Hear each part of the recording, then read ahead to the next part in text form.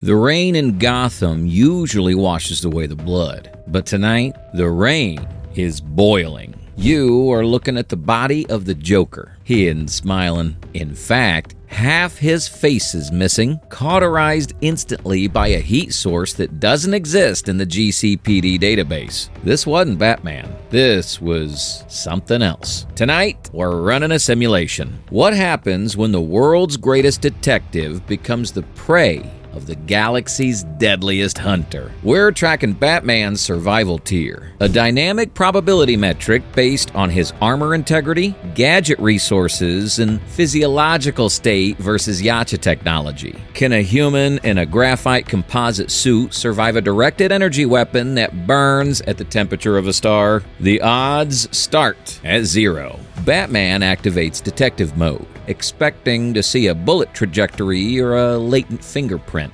Instead, for the first time in his life, the scanner reads, "Target unknown." The screen flickers, unable to lock onto the thermal anomaly fading from the rooftop. Chapter 1. Anatomy of a plasma burn. Let's analyze the crime scene. We're in Crime Alley, naturally. The air smells of ozone and cooked meat. Commissioner Gordon is standing by the dumpster, looking greener than usual. He's seen mob hits, Bane's carnage, and Scarecrow's fear toxin, but he's never seen a torso with the hole the size of a dinner plate that has 0 exit bleeding. That's because the wound was cauterized instantly. To achieve this, you need to understand the physics of a Yautja plasmacaster. We aren't talking about a laser, which is focused light. We're talking about plasma, superheated ionized gas held together by a magnetic field. To flash boil human tissue and bone instantaneously like this, the projectile needs to hit roughly 10,000 Kelvin. That is hotter than the surface of the sun. When that energy hits biological matter, the water in the cells doesn't just boil. It explodes into steam, ripping the tissue apart from the inside while simultaneously sealing the wound. Now look at Batman. He's calm, scanning the residue, but scientifically, he should be terrified. His suit is an Arkham pattern tri-weave with titanium-dipped fibers. It's rated for small arms fire, knife slashes, and blunt force trauma up to 1,200 pounds per square inch. It is not rated for solar flares. If that plasma bolt hits his chest plate, the ceramic inserts won't just crack. They'll undergo thermal shock and shatter. The heat transfer alone would cook his internal organs before the suit even penetrated. Kinetic energy dispersion, the way his suit stops a bullet, is useless here. You can't disperse heat that intense. You can only ablate it. And Batman isn't wearing a space shuttle heat shield. Gordon lights a cigarette, his hand shaking. "It's a mess, Batman. No shell casings, no footprints." Batman ignores him, scraping a sample of green, phosphorescent fluid from the brick wall. It's not Joker's blood. It's glowing. A bioluminescent breakdown reveals a silicon-based biology, highly reactive to oxygen. This is the first clue. But while Batman's playing detective, the threat level is escalating. This brings us to our first survival tier assessment. Currently, Batman is at Tier B. He has the initiative. He controls the crime scene. He has access to the Batcomputer and his full utility belt. However, his probability of survival is dropping by the second because he's treating this like a homicide investigation. He thinks he's hunting a killer. He doesn't realize he's walking into a safari. The Predator isn't just watching, it's analyzing Batman's gear, scanning his skeletal structure, and marking him as a worthy trophy. The science of the kill zone is specific. The Joker wasn't just shot. He was targeted from an elevated position. Batman looks up. The rain is falling, but in one specific spot on the gargoyle 3 stories up, the raindrops are bending around empty space. Light refraction. "Jim," Batman says, his voice utilizing that sub-bass modular to intimidate. "Get back to the car." "Why?" Gordon asks. Then it happens. 3 red dots appear in a perfect triangle on Gordon's chest. This is a laser triangulation system, likely utilizing a low-energy targeting beam to guide the main plasma discharge. Batman knows ballistics. He knows reaction times. He has exactly 0.4 seconds to move a 200-pound man out of the path of a bolt of lightning. The investigation is over. The physics of the hunt have just begun. Chapter 2. The Bending of Light. Batman slams his shoulder into Gordon, driving the commissioner into the wet asphalt just as the air splits open. The dumpster behind them doesn't just explode, it liquefies. The plasma bolt hits the steel container, transferring massive thermal energy that instantly turns the metal into a glowing puddle of slag. If that had hit a human, there wouldn't be a body left to bury, just a carbon shadow burned into the sidewalk. Batman doesn't wait. He fires a grapple, ascending rapidly toward the gargoyle. He lands in a crouch, cape flared, ready to engage the shooter. But the roof is empty. Or is it? Rain is falling, but in the center of the roof, the water droplets are behaving strangely. They aren't hitting a surface. They're sliding around a void in the air. This is the science of active camouflage. To achieve true invisibility, an object must possess a negative refractive index, bending light waves around itself so they exit on the other side unchanged. This isn't magic. It's advanced metamaterial engineering. But there is a flaw. The Predator is heavy, over 500 pounds of muscle and armor. When it moves, the light bends imperfectly. Batman throws a batarang at the distortion. It sparks against something hard and invisible, deflecting into the night. The empty air growls, a low, guttural clicking sound that vibrates in the sub-20 hertz range, designed to induce primal fear in prey. Suddenly, a voice cracks over the comms. "Need a hand, Bruce?" Nightwing drops from the upper ledge, landing with the grace of a circus aerialist. Dick Grayson, peak human agility, faster than Batman, and armed with electrically charged eskrima sticks. He sees the distortion and moves. This is his element. He launches a kinetic attack, flipping over the invisible target, attempting to strike from the blind spot. But here is the tragic calculation of the night. Nightwing relies on speed and misdirection. He assumes the enemy tracks movement like a human. He is wrong. The Predator's biomask doesn't track motion, it tracks heat. Nightwing, exerting himself in a high-intensity acrobatic maneuver, is lighting up the thermal spectrum like a flare in a dark room. His agility is irrelevant because the Predator's targeting computer calculates the trajectory of his heat signature instantly. Nightwing is midair, upside down in a twist when the distortion flashes blue. The plasmacaster doesn't need to aim, it locks on. The shot catches Nightwing in the center of mass. The physics are horrifying. The kinetic impact arrests his momentum instantly, while the thermal transfer vaporizes the Kevlar Nomex weave of his suit. He doesn't scream. The shock to his nervous system shuts down his vocal cords before the sound can escape. He hits the roof tiles, a smoking ruin of the hero he was 3 seconds ago. Batman freezes. The emotional shock triggers a spike in his cortisol levels, overriding his analytical detachment. He throws a smoke pellet, flooding the roof with high-density particulate matter. In a normal fight, this is an escape button, but against the Predator, smoke is useless. The alien switches vision modes, cycling through the electromagnetic spectrum until the smoke appears as wispy, cold gas against the burning hot rage of the Batman. Survival Tier Assessment, Tier D. The odds have plummeted. Batman is emotionally compromised, grieving, and effectively blind. His standard stealth protocols have failed. His armor cannot take a hit, and his fastest ally was just swatted like a fly. The Predator steps forward, decloaking. He stands 7 feet tall, mandibles clicking, looking at Batman not as a threat, but as the main course. Batman realizes he cannot win this fight with martial arts. He is physically outmatched and technologically obsolete. he dives off the roof, initiating a glide toward the industrial district. He needs noise. He needs heat. He needs a new battlefield. Chapter 3: The Thermal Spectrum.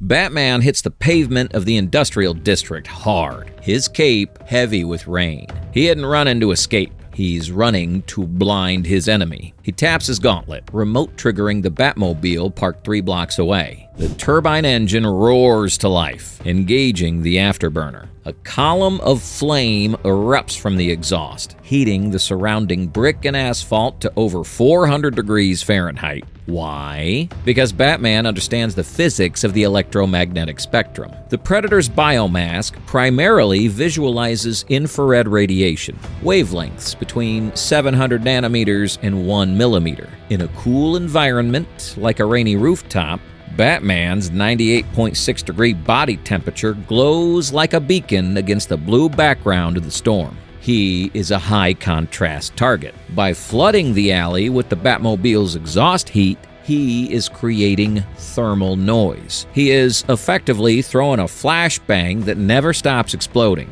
turning the Predator's high-contrast vision into a blinding wall of white static. But Batman isn't the only one hunting tonight.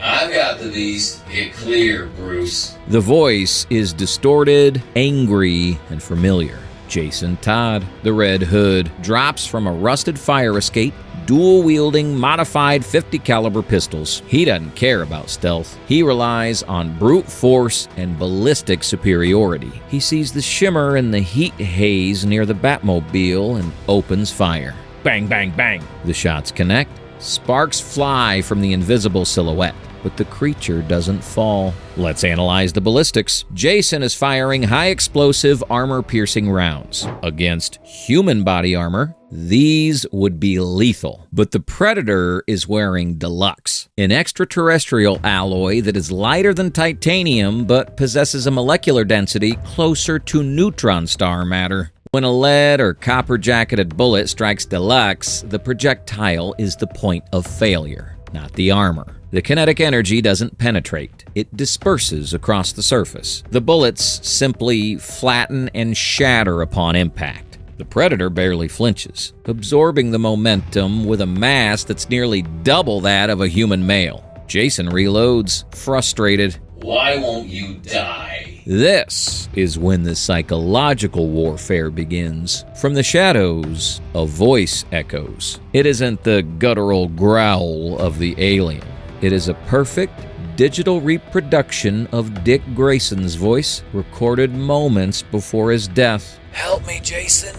It hurts. This is bioacoustic mimicry. The Predator's helmet records the vocal frequencies of its prey, pitch, tone, and cadence, and modulates them to create a lure. It is a hunting trap evolved over thousands of years. Humans are social creatures. We are hardwired to respond to distress calls from our tribe. Jason freezes. The tactical part of his brain knows it's a trick, but the emotional center, the amygdala, hesitates for a fraction of a second. That second is all the Predator needs. The shimmer lunges. It doesn't use the plasmacaster this time. It extends the wrist blades, serrated, monofilament metal claws that can separate bone with the ease of a scalpel through gelatin. Jason raises his arms to block, trusting his tactical Kevlar weave. It's a fatal miscalculation. The blades ignore the tensile strength of the fabric entirely. They pass through his forearms and into his chest in one fluid motion.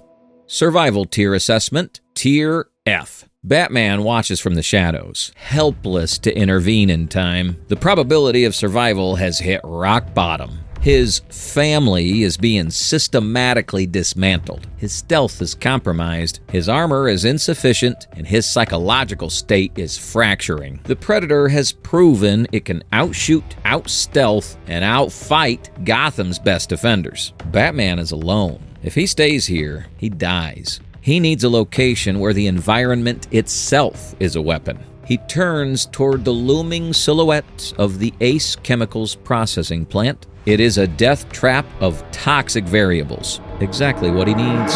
Chapter 4. Physiology of the Titan. Batman crashes through the reinforced glass of the Ace Chemicals mixing floor, landing hard on a suspended gantry. He isn't stopping to recover. He needs the ambient noise of the industrial mixers, decibels rivaling a jet engine, to mask his heartbeat. But the plant isn't empty. Standing on the lower catwalk, ripping a steel vat open with his bare hands to access the precursor fluids inside, is Bane. The mercenary isn't here for Batman. He's raiding chemical components for a new, more potent batch of venom. In any typical Gotham night, this is a boss fight that takes 20 minutes. Tonight, Bane is merely a biological variable. The Predator crashes through the skylight, landing in a 3-point crouch. And here is where the biology of the hunt shifts dramatically. The alien's biomask scans the room. It sees Batman, a bruised, exhausted human in a suit with a failing thermal regulator. Then it scans Bane. Let's look at the physiology of venom usage. The drug is a super steroid that forces rapid, unnatural muscular hypertrophy. This process is incredibly exothermic. To metabolize the venom, Bane's body temperature spikes to nearly 106 degrees Fahrenheit. His vascular system is dilated, pumping superheated blood to surface-level capillaries. To the Predator's thermal vision, Batman is a dim, flickering candle. Bane is a raging, white-hot bonfire. In the hierarchy of the Yautja, you always hunt the apex prey. The Predator ignores Batman completely and launches itself at the Titan. The collision creates a shockwave that rattles the rusted catwalks. This is the only time tonight we'll see a contest of raw, unadulterated strength. Bane roars, injecting a fresh dose of venom directly into his cortex to counter the impact. He catches the Predator's wrist. Let's do the math on this interaction. Bane, on a high-dosage venom cycle, can lift approximately 3 to 4 tons. He's exerting roughly 8,000 pounds of gripping force into the alien's arm. Against a human opponent, the radius and ulna bones would powder instantly. Against the Predator, Bane is barely holding ground. Why? Because the Predator evolved on a planet with significantly higher gravity than Earth. Its bone density is roughly 3 times that of a human. Its muscle fibers are woven like steel cables rather than organic tissue. Bane lands a haymaker that delivers 4,500 joules of kinetic energy, enough to punch through a brick wall. The Predator's head snaps back, glowing green blood splattering the floor. But it doesn't fall. It roars back, a sound that makes even the venom-enhanced giant hesitate. Bane has strength, but he lacks the weaponized anatomy. He winds up for a backbreaker, but the Predator deploys the combi stick, a telescoping spear made of refined deluxe. The weapon extends instantly, driving through Bane's chest plate, shattering the sternum and severing the spinal column. The heat of the struggle dies instantly as Bane hits the floor. The venom pumps hissing uselessly as the pressure drops. It is a brutal, efficient end for the man who broke the bat. But his death was not in vain. From the shadows of a mixing vat, Batman is watching. He isn't fighting, he's observing. He noticed something critical during the brawl. When a burst of steam vented from the pressure pipes, momentarily blocking the heat signature, the Predator hesitated. When Bane stood next to the superheated mixing vat, blending his temperature with the background, the Predator lost his outline for a microsecond. The hypothesis is confirmed. The alien relies entirely on thermal contrast to target prey. It sees heat, not light. Survival tier assessment, Tier C. The probability curve finally ticks upward. Batman has data. He knows the rule of the game now. He looks at his own suit. The cape is heavy, multi-layered, and designed to insulate him from the cold of the upper atmosphere, which means it traps his body heat, making him glow to his enemy. With a grimace of pain, Batman detaches the heavy Kevlar cape and lets it drop to the floor. He strips off the insulated cowl, exposing his face to the toxic air of the plant. He needs to run cold. He needs to become a ghost. The Predator rips its spear from Bane's corpse and turns, scanning for the Bat. But the Bat is gone. He's moved deeper into the plant, toward the cryogenic storage wing. The brute force phase is over. It is time for thermodynamics. Chapter 5. Absolute Zero. Batman severs the main intake valve for the liquid nitrogen cooling system. The room instantly fills with dense white vapor. The ambient temperature drops to negative 320 degrees Fahrenheit. This is the Leidenfrost effect, weaponized on a massive scale. The liquid nitrogen skitters across the metal floor, boiling on contact with the warmer air, creating a chaotic thermal storm that disrupts every sensor in the room. We have to address the classic cinema trope here, the mud. In the movies, Dutch covers himself in mud to block his heat signature. Scientifically, wet mud acts as an insulator, trapping body heat temporarily. However, thermodynamics dictates that the mud would eventually warm up to match the skin temperature via conduction, rendering the camouflage useless within minutes. Batman knows this. He doesn't rely on insulation. He relies on thermal equilibrium. He applies a layer of endothermic gel, standard issue for burn victims, to his exposed skin. This gel absorbs thermal energy, effectively neutralizing his surface radiation, combined with a Tibetan meditation technique to lower his metabolic heart rate to 4 beats per minute. He's risking immediate cardiac arrest just to become invisible. The Predator steps into the fog. Its biomask cycles frantically, the trilling sound of the computer failing to lock onto a target echoing in the silence. Infrared is useless. The entire room is a wall of cold static. Ultraviolet scattered by the nitrogen density. For the first time, the hunter is blind. It walks right past the steel pillar where Batman is standing. The Dark Knight is shivering violently, his body shutting down, but his mind is sharp. He knows he cannot pierce the deluxe armor with a punch. He doesn't strike the alien. He sprays explosive gel on the rusted structural supports directly above the creature's head. Click, boom.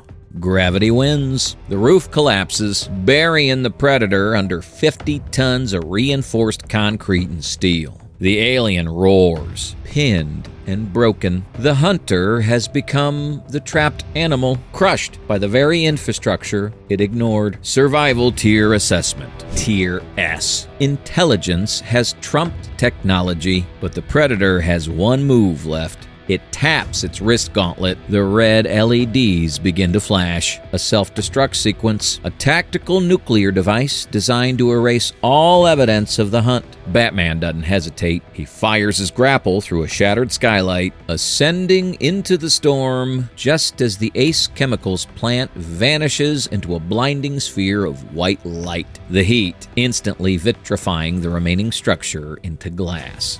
The hunter becomes the myth. The shockwave flattens the surrounding district. Batman lands miles away, watching the mushroom cloud dissipate into the Gotham skyline. The evidence is gone. The body is vaporized. The tech is dust. There is nothing left for the scientists to study. Humanity survived tonight, not because we're stronger or faster or have better weapons. We survived because when the variables change, we don't just endure. We adapt. The Predator mastered the hunt, but Batman mastered the environment. However, the victory is Pyrrhic. Nightwing, Red Hood, the Joker, all casualties of the learning curve. Batman stands alone on the gargoyle, a survival of the ultimate simulation, but the cost was absolute. If you want to see us pit the Dark Knight against the Xenomorphs next to complete the sci-fi horror cycle, hit that subscribe button and let us know in the comments below. Until next time, keep analyzing.